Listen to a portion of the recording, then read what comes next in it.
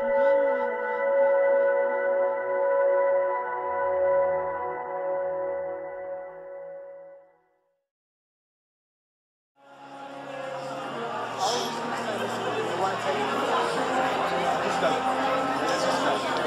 do this.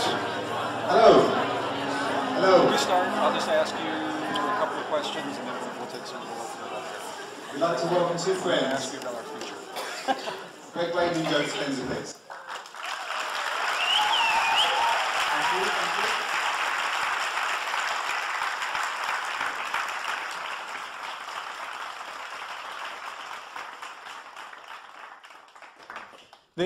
Joe et moi-même avons été invités à venir ici ce soir de manière très informelle pour être avec vous. Certains parmi vous ici ont déjà été présents à d'autres conférences. Combien êtes-vous à avoir déjà été avec Joe ou moi-même quelque part dans le monde? Joe, vous êtes en famille ici. Et vous êtes quand même venu?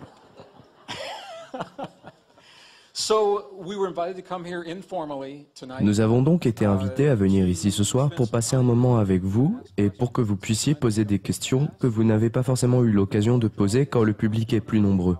Joe et moi-même travaillons tous les deux avec Hay House en tant qu'auteurs et nous nous retrouvons souvent devant un public composé de 2, 3, voire 5000 personnes et donc dans un cadre qui est forcément moins intime. N'est-ce pas qu'on est bien ici ce soir? Je voudrais remercier Richard d'avoir rendu possible cette conférence et pour sa vision.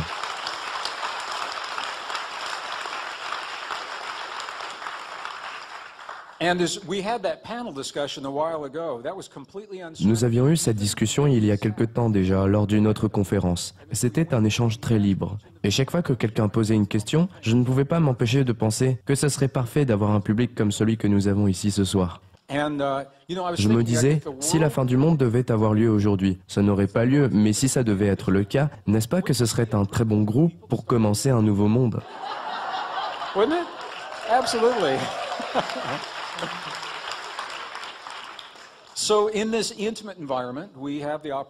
Donc, dans le cadre intime qu'est le nôtre, nous aurons l'opportunité d'avoir quelques échanges avec vous et nous répondrons à vos questions. Et j'ai demandé à Joe si je pouvais lui poser la première question. Je vais donc demander à mon cher ami, mon frère et mon collègue, Joe Dispenza. Comment ça va, Joe? Je vais bien, merci. Nous avons dîné ensemble, donc tu sais que je vais bien. Nous avons effectivement dîné ensemble. Son avion a atterri il y a 5 heures et il est déjà là avec nous. Merci d'avoir fait cet effort. Il a l'air en pleine forme, pas vrai? Good-looking guy. Thank you.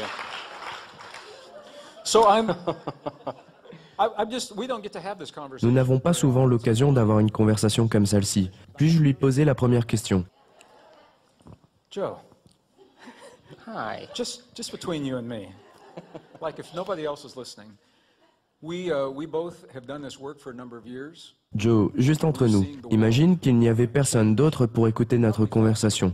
Nous faisons tous les deux ce métier depuis quelques années. Nous avons vu le monde changer, probablement plus vite que quiconque n'aurait pu l'imaginer. Nous savions que ce changement allait se produire, mais il s'est produit trop vite. La question que je te pose est la suivante. Es-tu optimiste par rapport à notre avenir et la direction que nous prenons? La dernière fois, tu disais que nous avions la capacité de changer, que nous avions une neuroplasticité qui va au-delà du cerveau. Penses-tu que nous changeons suffisamment vite pour faire face aux exigences de notre monde aujourd'hui? C'est la question que je voulais te poser. Il va nous falloir une bouteille de vin et environ 2 heures. Greg a dit que nous vivions dans un monde qui est fait d'extrêmes et je pense que si vous êtes en vie et que vous n'avez pas remarqué que la température, je ne parle pas du réchauffement climatique mais de l'intensité de l'énergie. Si vous n'avez pas remarqué qu'elle s'est accrue, c'est que vous n'en avez pas encore pris conscience. Non seulement le temps s'accélère, mais la technologie fait que de plus en plus de choses arrivent dans un laps de temps de plus en plus court. Et si vous regardez de près tous les paradigmes, tous les systèmes en place, qu'il s'agisse du système politique ou du système économique, si vous examinez le modèle religieux, l'environnement, si vous regardez le modèle éducatif ou le modèle médical, vous verrez que ces différents paradigmes commencent tous à s'effondrer. Et la raison numéro 1 à cela tient au fait qu'il y a une grande abondance en matière d'information.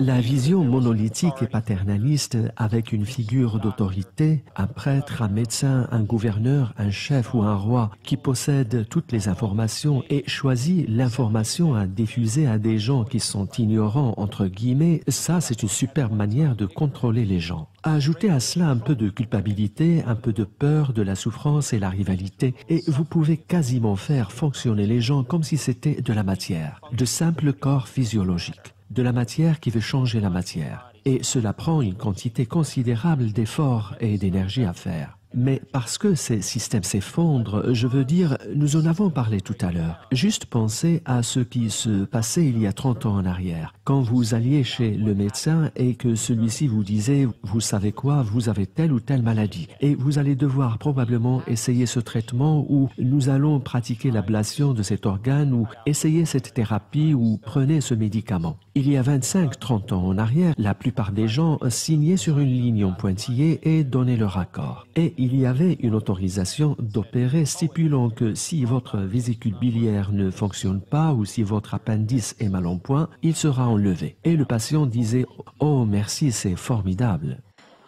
Tandis qu'aujourd'hui, vous allez voir un médecin ou un professionnel de santé pour un diagnostic et la première chose que vous faites une fois que vous avez le diagnostic, c'est quoi? Vous rentrez chez vous et vous faites des recherches, pas vrai? Vous vous renseignez. Et si vous passez 2, 3 ou 4 heures ou 2 jours, vous saurez autant que votre médecin sur cette maladie. Et dans certains cas, vous serez même au courant des choix alternatifs dont il n'a probablement pas connaissance lui-même.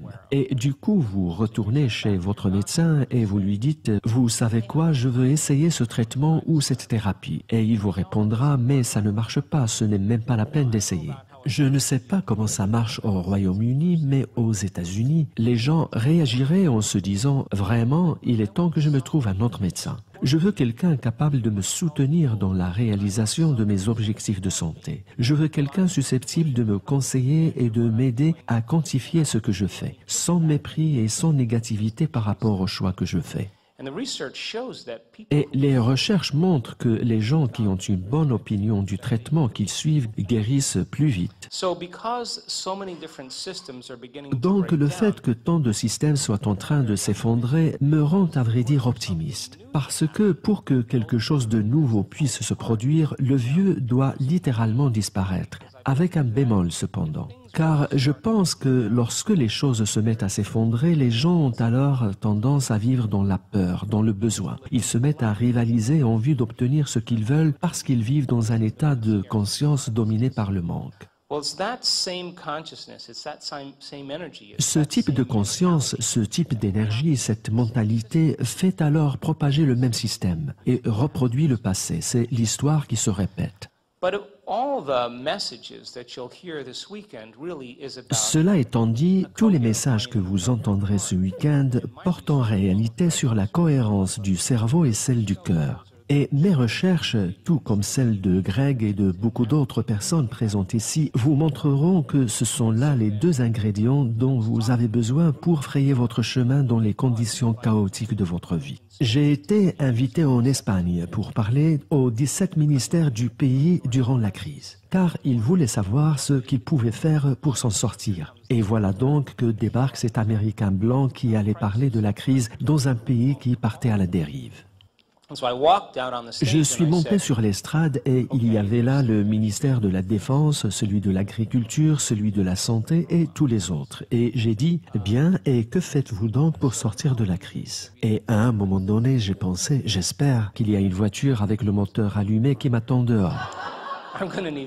Car je vais devoir m'enfuir. Mais c'était une question importante parce qu'ils devaient, voyez-vous, regarder à l'intérieur d'eux-mêmes et non pas à l'extérieur. Et je leur ai dit, comment faites-vous pour devenir surnaturel? Comment faites-vous pour commencer à susciter le changement?